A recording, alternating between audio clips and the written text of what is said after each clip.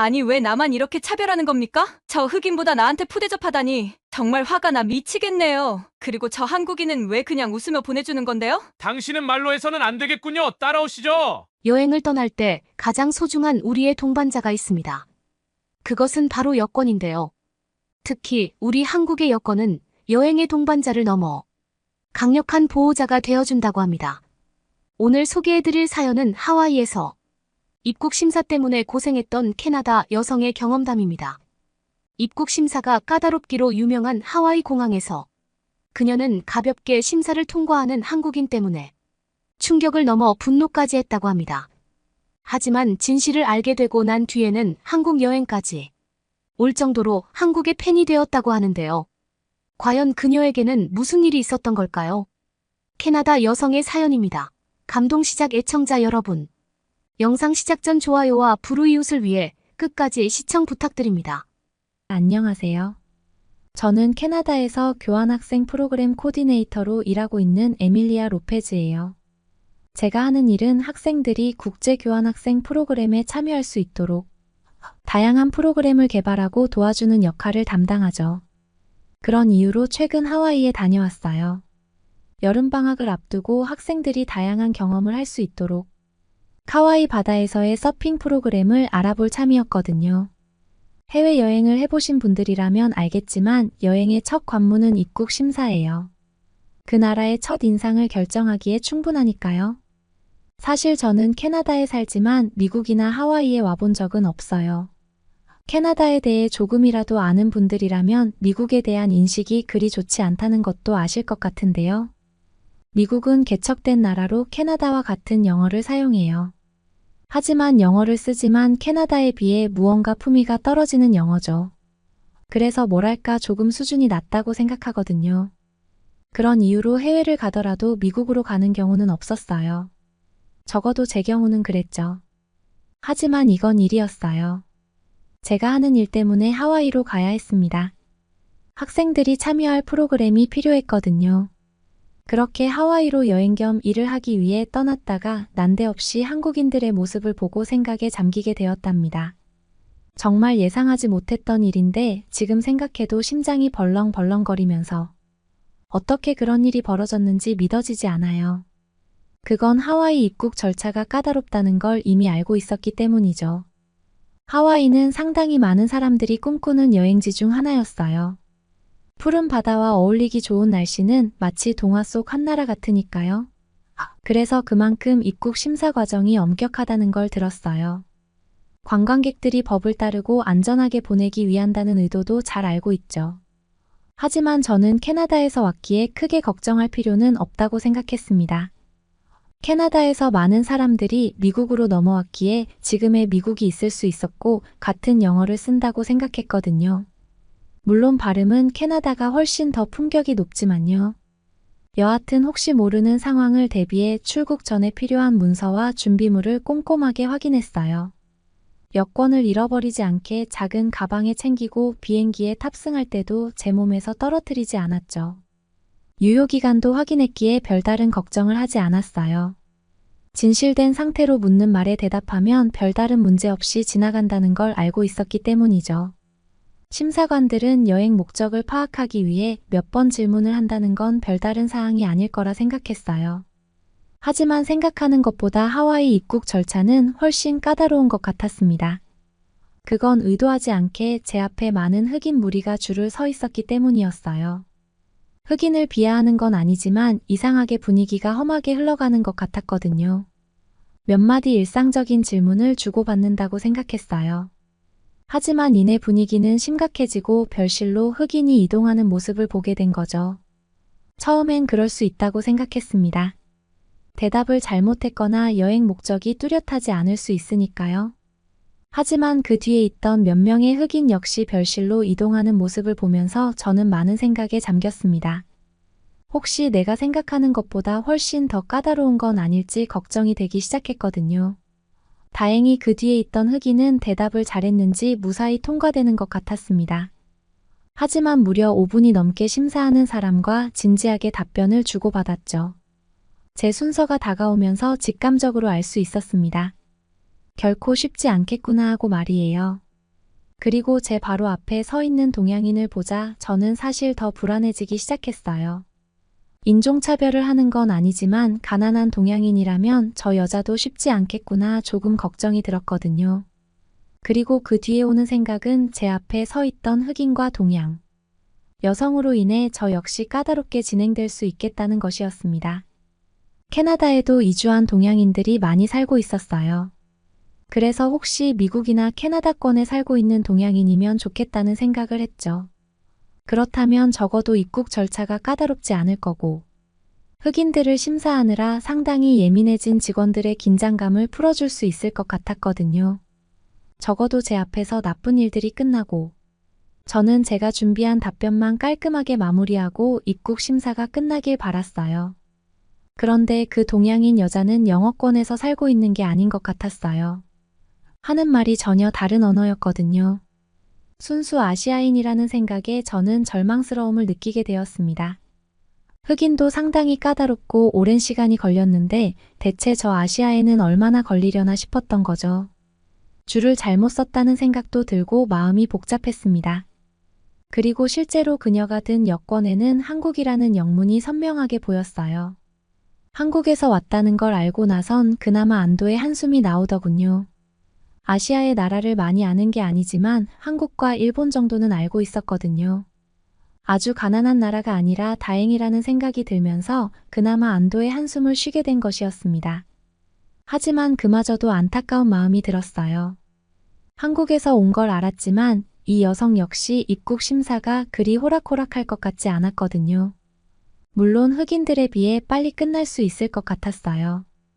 요즘 한국이 캐나다는 물론 미국 내에서도 인기가 상당하다는 걸 많은 유튜브 방송을 통해 봐왔거든요. 그래도 이름도 모르는 아시아인으로 더 험한 꼴을 안 보는 게 그나마 다행이라고 생각했습니다. 제가 예상했던 최악의 상황은 피한 거죠. 제 순서가 오면 그래도 쉽고 빠르게 입국 심사를 마칠 수 있겠다는 기대감도 서서히 들기 시작했습니다. 그렇게 제 앞에 있던 사람들이 아니더라도 제 옆줄 옆줄에 서 있던 몇몇 사람들은 나라를 불문하고 대답을 제대로 하지 못해서 입국 심사 직원을 따라 어디론가 이동하는 모습을 볼 수 있었어요.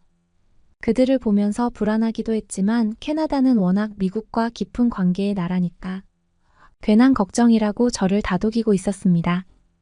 괜찮다고 생각했지만 막상 주변에 사람들이 하나둘 끌려가는 모습을 보면 긴장되는 게 어쩔 수 없었죠. 저 역시 사람이고 자칫 잘못하다간 저도 그럴 수 있다는 생각이 들었거든요. 저 이외의 다른 외국인들도 마찬가지인 것 같았죠. 누군가 끌려갈 때면 불안한 눈빛으로 그들이 사라질 때까지 시선이 멈추지 못했으니까요. 하지만 단 한 사람 긴장감 없이 서 있는 걸 보게 되었습니다. 바로 그 한국인 여성이었어요. 한국인 여성은 전혀 불안해 보이지 않은 채 멍하니 하늘만 응시하는 것 같았죠. 저는 속으로 그녀를 비웃었어요. 긴장이 너무 된 나머지 괜찮은 척 아무 생각이 없는 거라고 느꼈거든요. 아니면 자포자기식으로 어차피 끌려갈 건데 긴장해서 뭐 하나 하는 생각을 하는지도 모른다고 생각했죠. 그렇게 상당히 오랜 시간 기다리다 드디어 제 차례가 다가오는 걸 알 수 있었습니다. 제 앞에 있는 한국인 차례가 되었거든요. 한국인 여성이 어떻게 할지 제 관심사는 오직 그녀에게 쏠려 있었어요. 빠르게 끝난 흑인이 5분이었으니까 끌려가지 않고 그 안에만 끝나면 그래도 성공한 거라고 박수 쳐주고 싶은 마음이었거든요. 그리고 그녀를 집중했죠. 그녀가 무슨 질문을 받을지 모르지만 뒤에서 입국 심사 직원의 입모양이라도 볼 수 있다면 예상 질문을 듣고 저 역시 준비할 수 있을 테니까요. 많은 시간을 기다린 만큼 저는 지쳐 있었고 실수 없이 몇 개의 질문만 받고 빠르게 입국 절차를 마무리하고 싶은 마음뿐이었습니다. 그런데 저희 예상이 보기 좋게 빗나갔어요. 한국 여성에게 입국 심사 직원은 몇 가지 질문을 하는 것 같더니 이내 여행 재미있게 하라는 말로 마무리를 했거든요. 저는 제 앞에서 벌어진 일을 보고 믿을 수 없었어요. 지금까지 기다리는 동안 그렇게 빨리 입국 심사를 마친 사람을 본 적 없었죠. 3분도 아니고 아마 30초 만에 끝났을 거예요. 저는 그녀가 멀어져 갈수록 궁금증은 더욱 커져갔어요. 대체 그녀는 왜 그렇게 빠르게 입국 심사를 통과할 수 있었는지 말입니다. 긴장했던 전 오히려 상당히 화가 난 채 입국 심사를 받을 수밖에 없었어요.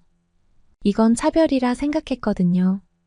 당연히 저희 차례가 왔을 때 저는 상당히 불쾌한 표정으로 입국 심사 직원을 마주보고 있었습니다.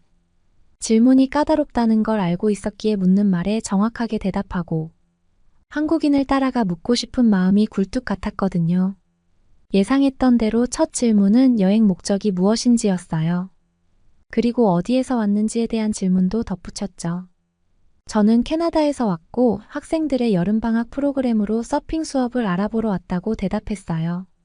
목적이 분명했고 캐나다라는 나라도 누구나 아는 선진국이었기에 전 더 이상의 질문은 필요 없다고 생각했습니다. 저는 가방을 들고 심사대를 지나갈 준비를 했어요. 그리고 이미 제 시야에서 사라진 한국인 여성을 찾고 있었죠. 그런데 그때 통과되었다는 말을 기다리던 저에게 갑자기 질문이 연달아 3개가 동시에 이어졌습니다. 서빙할 업체는 알아보고 왔는지, 어디에 머물 건지, 몇 명의 학생들을 대상으로 프로그램을 알아보는 건지에 대한 질문이었죠. 저는 당황했고 상당히 불쾌했어요. 이 질문은 저를 못 믿는다는 소리 같았죠. 아니면 제 나라를 못 믿는다는 건지 알 수 없었습니다. 한국에서 온 여성은 그렇게 쉽게 통과시켜주면서 역사적으로 오랜 교류가 있던 캐나다 사람인 나를 이렇게 몰아붙이다니. 대체 무슨 의도로 이렇게 차별을 하는지 따지고 싶었죠. 앞서 흑인과 한국인을 심사하며 힘들었던 건 충분히 이해하지만 미국과 우호적인 나라인 캐나다 국적의 나를 이렇게 몰아세울 수 있냐고 질문했습니다. 왜 한국인 여성처럼 몇 가지 질문만 하고 쉽게 보내주는 게 아니라 몰아붙이듯 따지고 드는 건지 알고 싶었으니까요. 그런 저의 질문을 예상하지 못한 듯 심사관은 갑자기 저를 지그시 바라보기 시작했습니다. 상당히 많은 말들을 머릿속으로 정리한다는 걸 느낄 수 있었죠. 저는 의기양양했어요. 상대방 기분대로 입국 심사를 했던 걸 제가 따지고 등이 찔리는 심사원이 분명 아무 말도 하지 못하고 있다고 생각했죠. 오히려 제가 이를 크게 벌리면 심사원에게 불이익이 당할 수 있다는 생각까지 했어요. 그래서 심사원이 저에게 그럴듯한 말로 저를 진정시키려고 하는구나 생각하며 속으로 비웃음을 쳤습니다. 그럼 그렇지 대영 제국에 이렇게 까다롭게 심사를 하고 그냥 지나칠 줄 알았냐고 대놓고 비웃고 싶었지만 참았어요. 심사원이 어떤 말로 저에게 핑계를 댈지 궁금했기 때문이죠. 심사원은 저에게 별실로 따라오라는 말을 전했습니다. 저는 그러면 그렇지라고 속으로 생각했어요. 보는 눈이 많아서 따지고 드는 저에게 사과를 하거나 이유를 설명하는 건 자기네들이 불리하다고 생각하는 게 뻔했기 때문이죠. 그렇게 별실로 들어갔을 때 저는 알았습니다. 제가 생각했던 상황과 전혀 다른 상황이 펼쳐지고 있다는 것 말이에요. 저는 별실에 끌려가 더 상세한 질문에 대답해야 했습니다. 제가 왜 한국인과 다르게 이러냐고 물었던 답변은 들을 수 없었죠. 오히려 하와이에서 숙소는 어디로 예약했는지부터 더 집요한 질문을 받았습니다. 숙소의 주소와 예약 기간까지 대답해야 했죠. 심지어 숙소를 선택할 때 어떤 요소를 고려했는지도 묻더라고요. 그리고 만약 알아보고자 한 서핑 수업이 제대로 성사되지 않았을 경우 차선책으로 알아둔 곳이 있냐는 질문도 받았습니다. 저는 제가 전혀 예상하지 못한 질문들을 받으며 머릿속이 새하얗게 변하는 걸 느껴야 했죠. 까다롭다고 들었지만 이렇게 생각할 틈도 없이 계속 압박하며 질문을 쏟아낼 줄 몰랐으니까요. 결국 전체 SNS로 제가 하는 일을 증명해야 했어요. 그리고 휴대폰 속 모든 사진을 심사관에게 보여주며 제가 정말 업무를 위해 이곳을 방문했고 업무를 본 이후 여행을 잠깐 즐기다 다시 캐나다로 돌아간다는 걸 확인시켜줘야 했습니다. 그렇게 힘든 과정이 끝나고 드디어 저는 하와이 땅을 밟을 수 있었어요. 입국 심사가 통과되었을 땐 드디어라는 말이 아닌 왜 나만이라는 말이 먼저 나오더군요. 한국인과 다르게 사정하다시피 하와이에 입국할 수밖에 없었던 제 처지가 너무 초라해 보였거든요. 왜 내가 해외여행에서 내 돈을 써가며 이 고생을 해야 하는지, 이 차별을 받으며 여행해야 하는지 이해되지 않았어요. 솔직히 속으로 화도 났고요. 하지만 나중에 알았어요. 하와이의 한국인들은 입국 심사를 받지 않고 빠르게 입국할 수 있다는 것 말입니다. 미국이 신뢰하는 건 캐나다보다 한국이었어요. 한국의 신뢰도가 상당히 높은 만큼 당연히 한국인들의 미국 출입도 캐나다인들보다 수월했던 거죠. 하와이 일정을 진행하면서 머릿속에 드는 생각은 하나였어요. 한국 여행을 가보고 싶다는 것 말입니다. 한국이 대체 어떤 나라이길래 오랫동안 역사적으로 관계가 깊은 캐나다보다 더 신뢰를 할까 궁금했죠. 하와이 여행을 다녀온 뒤 3개월이 지나 한국 땅에 발을 디딜 수 있었습니다. 그리고 왜 한국인들이 하와이 공항에서 쉽게 통과되었는지 알 수 있었어요. 아시아의 나라라고 알고 있어서 발전은 당연히 뒤처졌을 거라고 생각했는데요. 아니었습니다. 오히려 캐나다보다 더욱 발전된 도시 느낌을 느낄 수 있었어요. 영화에서 뉴욕 거리를 보면 하늘로 치솟은 빌딩 숲 장면들이 많이 나오는데요. 한국의 서울 한복판도 그에 부럽지 않은 경관을 지니고 있었죠. 그러면서도 캐나다처럼 역사가 깊은 오래된 건물들도 자리 잡고 있었어요. 서울 한복판에 자리 잡은 경복궁을 고집스럽게 보존하면서도 현대적인 감각으로의 발전을 놓치지 않았죠. 그러면서 신기했던 건 발전된 나라의 사람들답지 않게 순수하고 착한 인상을 주는 한국인들이었어요. 대중교통을 이용하거나 식당을 가고 모르는 길을 물을 때에도 알 수 있었죠. 그들은 친절했고 예의를 차릴 줄 알았으며 외국인인 저를 배려해줬어요. 그래서 참 신기하게 느껴졌답니다. 이런 나라가 있다는 게 놀라웠죠. 그리고 이런 나라라면 캐나다처럼 고집쟁이 느낌을 주지 않기에 미국이 더 신뢰할 수 있겠구나 싶었습니다. 저도 이미 마음속으로 한국을 완전히 신뢰하게 되었으니까요. 여러분은 이번 사연을 통해 어떤 것을 느끼셨나요? 한국인의 입국 모습을 보고 충격을 받았었던 캐나다 여성의 사연이었습니다. 그녀는 하와이에서 입국 심사를 받다가 한국인을 보고 분명히 쉽지 않은 심사가 될 것이라고 믿었는데요. 심지어 불쌍하다는 생각까지 했습니다. 그렇기 때문에 한국인이 쉽게 입국하는 모습은 충격을 넘어 분노까지 일으켰는데요. 하지만 한국에 오게 된 그녀는 한국이 이렇게 신뢰받는 것이 당연하겠다는 생각을 했습니다. 실제로도 한국인의 범죄율은 다른 외국인들에 비해 현저히 낮다고 하는데요.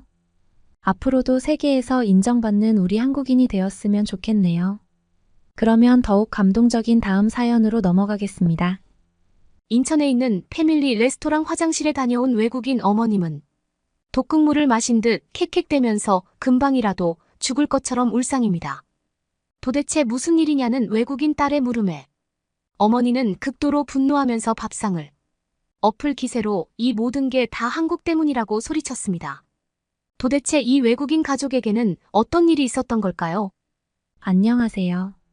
저는 미국에서 태어나고 자란 뉴욕 주립대에 다니는 여대생 베로니카입니다.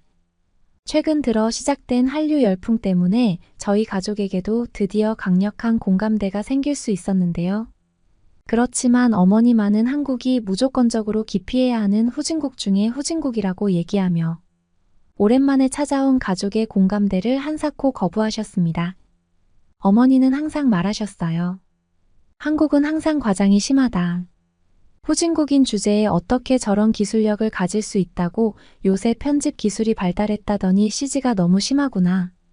우리 미국에 있는 여자들도 저렇게 포샵이 심하진 않아 저와 가족들은 어머님의 주장이 오히려 더 과장됐고 날조됐다면서 한국은 전혀 그렇지 않다고 설득했지만 헛수고였습니다. 그렇다고 해서 어머니의 입장이 이해되지 않는 것은 아닙니다. 어머니는 미국에서 모텔 운영을 하시는데 만나는 한국인들마다 죄다 저질이었다고 집에 돌아와 하소연하곤 했으니까요. 가장 큰 문제는 숙박업소를 이용하면서 구매하지도 않을 물품을 멋대로 사용한다는 것이었는데요. 처음에 한국인들은 잠자고 매너를 지키는 듯 보였지만 조금만 틈을 보이면 곧장 이익을 추구하려 하니 어머니가 그리 말하는 것도 무리가 아니었죠. 그렇지만 저는 아무리 봐도 그들은 한국인이 아닌 것 같다면서 제가 다니는 대학교에 있는 한국계 출신만 해도 언행이 모두 똑바르고 배운 게 많아 보인다고 얘기했습니다. 그리고 남에게 피해주는 일은 절대로 하지 않으려고 안 해도 되는 노력을 하는 사람이 바로 한국인이며 남을 다치게 하느니 그들은 차라리 전 재산을 모두 잃어버릴 기세라고 말해주었습니다. 그러나 어머니는 단호하게 아무리 내가 한국을 좋아하더라도 아닌 건 아닌 거라면서 오히려 저를 혼내셨습니다. 저는 자원이 하나도 없는데도 불구하고 오로지 인적 자원만으로 최강의 선진국이 된 나라가 바로 한국이라면서 한국의 아이디어나 효율적인 시스템을 미국은 본받아야 한다고 어머니에게 계속 주장했어요. 그러면서 어머니야말로 과거에만 안주하려고 하고 새로운 체제를 거부하는 썩어빠진 정신을 가지고 있다고 닥달했습니다. 제 말에 가족들 역시 거들면서 어머니가 틀렸다고 했고, 어머니는 이참에 숙박업소에 문제가 생겨 청소업체를 불러야 하니 한국에 다녀와서 어디 그 잘난 낯짝 좀 확인하자고 했습니다. 그러면서 어머니는 한국인은 절대로 소변을 화장실에서 보지 않는다. 오로지 침대만이 화장실이며 극악무도한 행동마저 그들은 서슴지 않고 저지른다고 주장하셨는데, 저는 이제 그만 얘기하시고 한국에 가서 다시 얘기하자고 말했고, 간단하게 짐을 챙겨 머지않아 한국행 비행기에 저희 가족들은 몸을 실었습니다. 인천공항에 내리는 순간 저희를 덮친 것은 그 누구도 예상하지 못했던 것이었습니다. 바로 너무나도 추운 날씨였어요. 짐작하고 있던 날씨였지만 두꺼운 패딩과 목도리를 걸쳤음에도 모든 곳을 뚫고 들어오는 압도적인 추위는 예상과 너무도 달랐습니다. 그러면서 저희는 얇은 옷차림에도 불구하고 재미있는 수다를 떨며 돌아다니는 한국인을 보면서 한가득 충격을 받았죠. 저희는 올라탄 비행기에 그대로 들어가서 미국으로 돌아가고 싶었지만 어쩔 수 없이 돌아가는 항공편을 예약하려면 인천공항에 들어가야 했기에 발걸음을 재촉했는데, 인천공항의 모든 공간에는 값비싼 난방시설이 똑바로 가동되고 있었고 바깥의 기온만이 극악무도하게 추웠을 뿐이었습니다.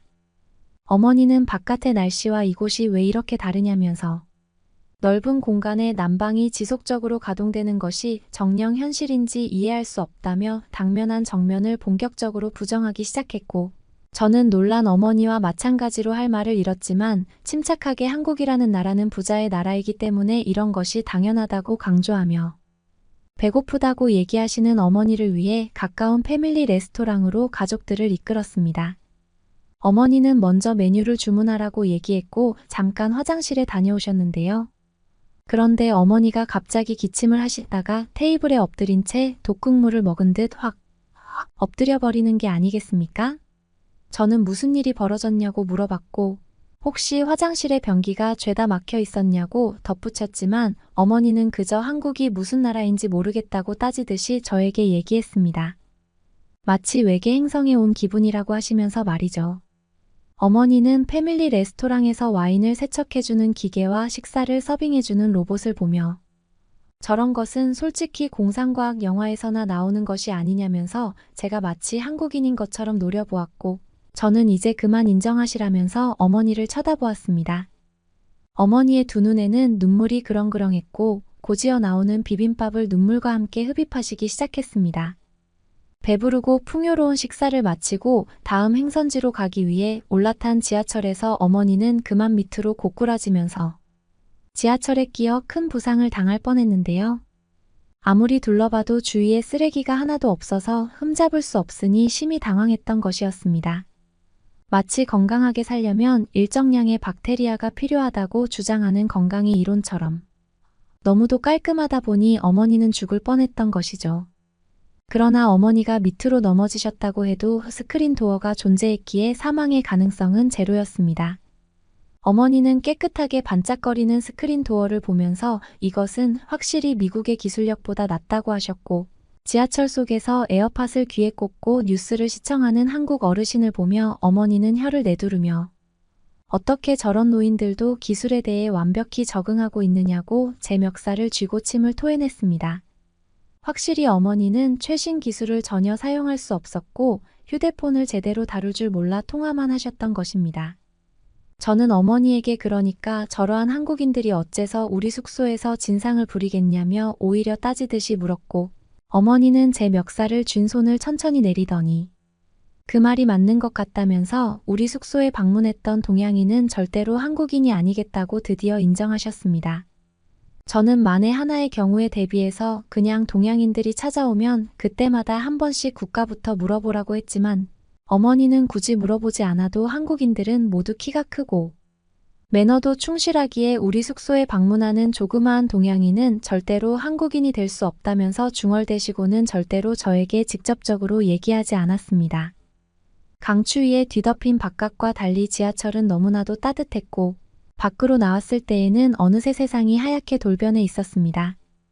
눈앞에 펼쳐진 고층 빌딩과 아파트는 저희의 미국이 굉장히 후진국이라고 주장하는 것처럼 마치 집단 린치를 하듯이 저희 주변에 즐비해 있었고 강대국이 가진 대도시의 면모라고 해도 부족하지 않은 경관이었습니다. 그러고 보면 이곳은 변두리 지역인데 이 정도의 경관은 눈을 씻고 찾아봐도 미국에서는 변두리가 아니라 쳐도 볼 수 없는 게 태반인데 미국의 변두리와 달리 이곳 한국은 텐트를 치고 자거나 비닐하우스에서 노숙하는 생활조차 볼 수 없어. 선진국의 외곽 지역은 모두 이런 모습이겠거니 하는 고정관념이 생기는 대목이었습니다. 저희 가족은 계획대로 렌트카를 빌려 인천으로 향했는데요. 자동차를 빌려주는 렌트카라는 시스템은 우리 미국에서 절대로 정착될 수 없었던 시스템이었는데 한국에서는 어째서 클릭 하나로 모든 렌트카를 빌릴 수 있는지 어머니는 눈이 휘둥그레진 채 입술을 깨물었고 어머니는 미국이 얼마나 후진국인지 오늘에서야 그 실체를 깨달았다면서 아무리 자동차로 유명한 미국이라고 해도 범죄의 표적이 되는 경우가 많아 렌터카 사업을 벌이지 못하는 경우가 많다며 한국의 치안은 너무도 훌륭하여 돌아다니는데 전혀 문제가 없도록 하는 매우 훌륭한 인프라라고 칭찬했습니다. 렌트카 속에서 저희는 하늘에서 점점 강해지는 폭설을 목격했고 차 안에서는 영어로 된 라디오로 한국 전 지역에 강한 폭설이 진행될 거라고 조심하라는 방송을 들을 수 있었습니다. 어느새 저희는 인천이라는 지역에 거의 다다라 있었고 좁은 길목에 들어서며 작은 쓰레기 하나 없는 한국의 길목과 마주한 어머니는 무척이나 감동받아 눈이 휘둥그레졌고 바닥에 버리려고 손에 쥐고 있던 어머니의 쓰레기는 다시금 주머니에 들어가야 했습니다.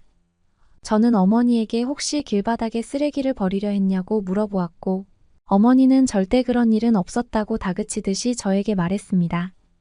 그 뒤로 어머니는 1시간 동안 한마디도 안 하고 주변을 둘러보며 멀뚱히 무언가를 생각하는데 전념하기 시작하셨고 아버지는 어머니에게 그러지 말고 뭐라도 말 좀 하라고 부추기셨는데 어머니는 그제서야 한숨을 푹 내쉬더니 사실 아까 전에 패밀리 레스토랑에서 먹었던 한국의 음식을 떠올리고 있었다며 비빔밥은 말도 안 되게 최고였다고 프랑스의 에펠탑보다 놀랍고 독일의 벤츠보다 풍요로운 음식이었다고 하면서 극찬을 아끼지 않았습니다. 그리고 실은 유튜브로 보던 것보다 한국은 훨씬 더 선진적이고 사람들은 교양이 매우 넘친다며 실은 미국으로 돌아가기 싫다고 어머니는 울부짖으셨는데요. 그러면서 어머니는 인천에 오는 동안 볼 수 있었던 버스 정류장에서 한국인들이 줄을 서고 내리는 질서정연한 모습을 보며 어떻게 미국은 저런 시민의식을 창출할 수 없는지 모르겠다는 생각과 함께 눈물을 삼켰었다고 고백하셨습니다.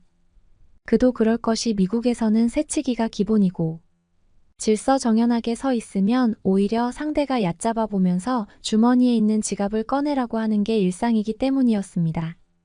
그러니 한국의 그러한 모습을 미국인이 보면 누구라도 까무러치지 않고 배길 수 없는 것이죠. 너무나 발달된 선진 문물은 마술과 같다는 말이 있지 않습니까? 더 나아가 어머니는 지하철에서 한국인들에게 전혀 악취가 나지 않아 바로 옆에 붙어 있어도 별로 부담감을 못 느꼈다는 것은 매우 경이로운 일이었다면서 대체 무슨 비밀이 있어 한국인에게는 그렇게 냄새가 심하게 나지 않는지 모르겠다며 아버지를 보면서 코를 막았습니다. 아버지는 왜 자신을 그렇게 쳐다보냐고 물었고 어머니에게 미국어로 심한 욕을 퍼부으셨는데요. 끝내 아버지는 어머니도 역시 한국인과 달리 찌린내가 너무 심하다며 악담을 퍼부으셨습니다. 저는 이제 그만들 하시라면서 저도 그렇고 두 분 다 똑같이 찌린내가 나니까 악수하고 사이좋게 지내자고 간신히 중재했고 한동안 침묵을 지키던 부모님이 마침내 활기를 띠고 화해의 장을 가질 수 있게 도와준 것은 다름 아닌 한국의 호텔이었습니다. 호텔 속의 한국인들은 모두 모델 같은 몸매의 화장과 패션도 말도 안 되게 자연스러우면서 끔찍하게 세련되어 보였는데 저희 미국에서는 그런 화려함과 내추럴스러움을 절대 재현할 수 없는지라. 오랫동안 미국에서 거주한 부모님이 화들짝 놀라며 분위기를 반전시키게 된 것은 당연한 일이었습니다. 어머니께서는 우리 숙소에 방문했던 동양인들은 확실히 한국인이 아니겠다고 말하며 그 녀석들은 죄다 화장을 덕지덕지해서 흰색 막을 얼굴에 씌웠는지 안 씌웠는지 알아차릴 수 없는 분위기였다고 덧붙이며 해맑게 웃으셨습니다.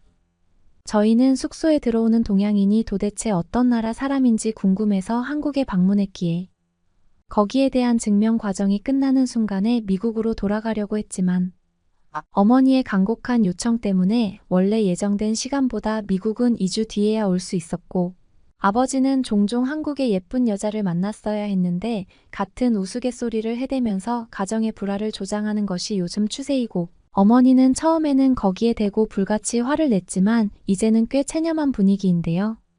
어머니도 눈이 달려 있어서 미국과 한국의 여성 중에 누가 더 나은지 알고 있기 때문인 것 같았습니다. 그러면 더욱 재미있는 다음 사연으로 넘어가겠습니다. 인천공항의 까마득한 상공 한국으로 향하는 비행기에서 말도 안 되는 진동을 느끼는 외국인 가족들. 한국의 비행기는 이제 더 이상 중심을 잡지 못하는 채로 활주로를 벗어나 어딘가에 처박히기 직전인데요.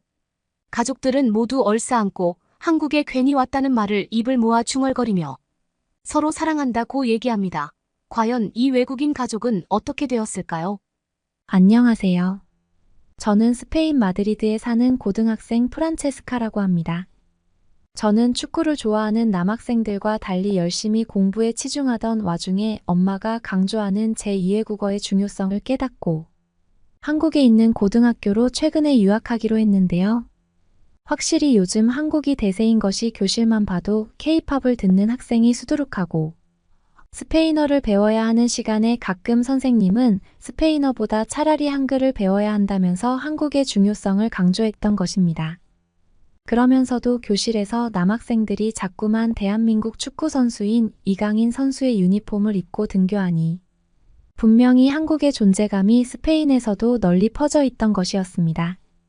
그렇게 집에 가서 한국으로의 유학을 하고 싶다고 말을 꺼내자 갑자기 아버지는 아시아 국가에 대해 트라우마를 갖고 있다면서 아시아는 대부분 가난하고 인프라가 좋지 않다며 생각지 못한 위협을 맞닥뜨린다면 돌이킬 수 없는 공경에 처할 것이라며 절대로 가선 안 된다. 고 강조했습니다. 차라리 아버지께서는 한국어보다 활용할 수 있는 가치가 더욱 높은 중국어를 배울 수 있도록 늦지 않게 베이징이나 다녀오라고 했습니다. 그렇게 베이징으로 향하는 비행기 안에서 저희 가족은 처음부터 대단한 경험을 했는데요. 비즈니스석으로 예약했음에도 사람들이 수두룩 빽빽히 앉아있는 이코노미석 칸에 위치해 있었던 것이었습니다. 중국 항공사에서는 저희 가족이 비즈니스석에 앉지 못하고 이코노미석에 앉은 것에 대해서 그 어떤 보상도 해주지 않았는데요. 그렇게 이동하면서 비행기가 엄청난 난기류에 휩싸이자 비행기 안은 곳 아수라장이 되었고 모두가 그만 좀 하라고 절규하고 있었습니다. 중국에 도착했을 때에는 다친 사람이 아무도 없긴 했지만 항공기 내는 정말 아수라장이 따로 없었고 중국의 항공사에서는 어쩔 수 없다면서 이코노미석에 배치된 것에 대해서도 보상해주지 않았으니 이렇게 난장판이 된 것에 대해서도 보상을 해주지 않아야 형평성에 어긋나지 않는다는 이상한 논리를 펼쳤고 중국의 비행기에서는 오늘 같은 일이 일상적으로 발생한다며 모든 중국인에게 보상을 해준다면 중국은 거지꼴이 된다고 덧붙였습니다. 저는 어처구니가 없어 할 말을 잃었고 저희 가족은 그렇게 중국에서의 끔찍한 나날을 보내게 되었는데요. 말도 안 되게 중국에서는 유튜브도 할 수 없었고 유튜브를 못하게 한 중국을 비난할 수도 없었습니다. 모두가 중국을 비난하지 못하도록 이웃을 감시하고 있었고 편의시설도 거의 없었어요. 공중화장실은 모두 끔찍한 악취가 올라와야 정상이었으며 음식도 맛대가리가 없었습니다. 다행스럽게도 저희는 중국 학교에 입학 수속을 신청조차 하지 않았고 행선지를 바꿀 만한 여지가 남아 있었기에 저는 스페인으로 돌아가고 싶다고 가족들에게 얘기했는데요. 역시나 아시아 국가에서 유럽에서 누리던 삶의 질을 기대하면 어리석은 것이 분명했습니다. 저는 어른이 된다는 건 이렇게나 씁쓸한 현실을 마주하게 되는 것인지 의문이 들었고 그러다 예기치 못하게 나온 어머니의 주장에 저희의 행선지는 자연스럽게 바뀌게 되었는데요. 어머니는 줄곧 한국의 영상을 유튜브로 시청했다면서 이처럼 거지 꼴과 같은 나라는 비교도 안 될 정도로 훌륭한 시스템을 가지고 있는 게 분명하다면서 이왕 여기까지 왔으니 옆에 있는 한국으로 넘어가자고 했습니다. 저는 약간의 실망감과 설렘을 느끼며 한국으로 향하기로 결정했는데 정말 예상 밖의 일이 한국으로 향하면서 펼쳐졌습니다. 한국으로 향하는 비행기가 갑작스레 무지막지하게 흔들리기 시작하는 게 아니겠습니까? 정처 없이 떠도는 비행기는 결국에 활주로도 없는 들판으로 처박히기 직전이었고 저희는 죽음에 대한 미련을 떨칠 수 없게 되었습니다. 그러면서 결국 어느 외지 한가운데의 비행기는 착륙했고 놀랍게도 저희 중 누구도 다친 사람이 없었습니다. 그러는데 갑자기 달려드는 한국인들로 구성된 구급대원을 맞닥뜨릴 수 있었는데요. 저희는 어떻게 이렇게나 순식간에 비행기의 위치를 파악하고 달려들 수 있는지 이해할 수 없었고 소방서에 신고해도 스페인에서는 대략 30분이 지나야 구급대원이 도착하곤 했기에 말도 안 되는 위기 대처 능력에 도무지 입이 다물어지지 않았습니다. 너무나 감탄스러운 한국의 수준에 저희는 중국과 비교하지 않을 수 없었고 돈 벌기에 급급한 중국의 공항은 이렇게 훌륭한 한국의 시스템을 왜 따라하지 않는지 바로 옆에 있는데도 아무것도 배우지 못하는 중국이 불쌍하기만 했습니다. 그렇게 저희는 인천공항으로 향하면서 공항이 가진 압도적인 크기에 또다시 입을 다물 수 없었고 필요한 것만 구축했을 뿐인 중국의 허름한 공항을 떠올리며 한국에 오기를 참 잘했다는 생각을 하지 않을 수 없었습니다. 확실히 인천공항의 한국인들은 대부분 값비싼 옷을 입고 있었고 모두가 예쁘고 잘생긴 분위기였기에 중국과는 차원이 다른 한국의 공항을 보면서 저희는 어째서 중국을 맨 첫 번째로 다녀오기로 결심했는지 후회에 잠길 수밖에 없었습니다. 인천공항의 내부는 더욱더 경악스러웠는데 일단 먹음직스러운 음식을 파는 식당들이 즐비했고 고급스러운 카페와 편의시설이 셀 수 없이 많았던 것입니다. 저희 가족은 해외여행을 다니며 수많은 공항을 접했지만 이렇게나 대단하고 아름다운 공항에 들어온 적은 지금까지 없었기에 마치 복권에 당첨된 것처럼 주위를 계속해서 맴돌았습니다. 그러다 예기치 않게 비상 착륙을 당한 사람들을 모집하는 인천공항의 방송을 들었고 안내 음성을 따라가다 보니 최고급 호텔에 들어가게 되었는데요. 호텔의 비용은 일절 부담하지 않아도 된다는 배려심. 깊은 말을 들은 저희 가족은 웃음을 얼굴에 가득 머금게 되었습니다. 그러면서 저희는 아시아의 국가가 모두 허접하고 형편없다는 소문이 어째서 떠돌았는지 의심했고 아버지에게 물어보니 이게 다 중국 때문이라는 답변을 들을 수 있었습니다. 숙소에 머물면서 둘러본 주변의 한국 사람들은 TV에서 보던 모습보다 훨씬 더 깔끔하고 친절했으며 말을 걸 때마다 언어가 통하는 것을 보면 모두가 영어를 모국어로 사용하는 것처럼 느껴지고 있었습니다. 저희는 불친절한 중국을 떠올리며 시간 낭비를 대단히 했다는 관념을 사실상 지울 수 없었고 중국에서는 중국말을 못하면 아예 사람 취급조차 해주지 않았기에 한국어를 몰라도 일상생활을 거리낌 없이 할 수 있다는 것은 저희와 같은 외지인에게 너무도 황홀한 소식이었습니다. 저희는 다음 날에 호텔에서 벗어나 입학하기로 예정된 고등학교로 향하면서 이용한 지하철 안에서 또 한 번 놀라야 했는데요. 왜냐하면 각 지하철역마다 화장실이 모두 있고 무료로 이용할 수 있다는 것 역시 말도 안 되게 획기적이었기 때문이었습니다. 스페인 같은 유럽에서는 지하철역 주변에서 화장실을 쳐다보기도 힘들 뿐더러 이용하려고 해도 소량의 돈을 지불해야만 하는데 한국의 지하철역 근방에는 무조건적으로 화장실이 배치되어 있었고 모든 칸마다 휴지가 빼곡히 채워져 있으니 저희는 경악스러워야만 했던 것이었고 변기 커버를 만져보았을 때 손바닥에 먼지 한 톨이 남아있지 않으니 모국인 스페인이 한껏 부끄러워지는 계기를 발견한 꼴이었습니다. 더욱 놀라웠던 점은 교통카드만 있으면 지하철이든 뭐든지 탑승할 수 있는 한국의 시스템이었어요.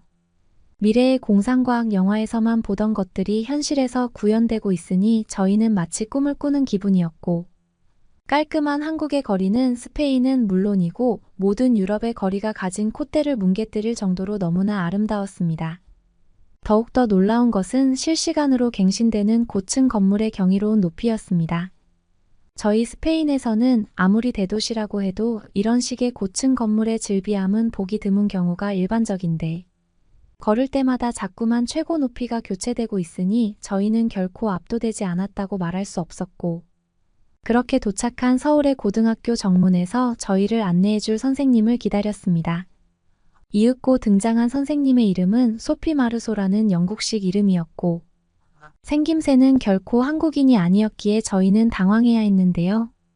소피 마르소 선생님은 외국에서 유학 오는 사례가 많아지고 있어서 편안히 안내해주기 위해 이곳의 고등학교에서 따로 자신을 고용했다는 말을 해주었기에 저희 가족은 한국이 가진 무한한 배려심을 느끼면서 스페인을 부끄러워해야 했습니다. 고등학교 내에서 한국의 학생들은 너무나도 여유로운 표정과 함께 대화를 즐기고 있었고, 소피 마르소 선생님의 뒤를 따라 계속 이동하면서 바라보게 된 한국의 학교에는 말도 안 되는 광경이 하나 있었는데요. 도무지 가늠할 수 없는 크기의 교내 헬스장 시설이었습니다. 소피 마르소 선생님께서는 오랜 시간 공부하는 학생들을 위해 이러한 체력 관련 시설이 몇몇 고등학교마다 있다고 했고, 교내 학생이라면 누구나 무료로 이용할 수 있다는 파격적인 소리에 저희는 경악을 금치 않아야 했습니다.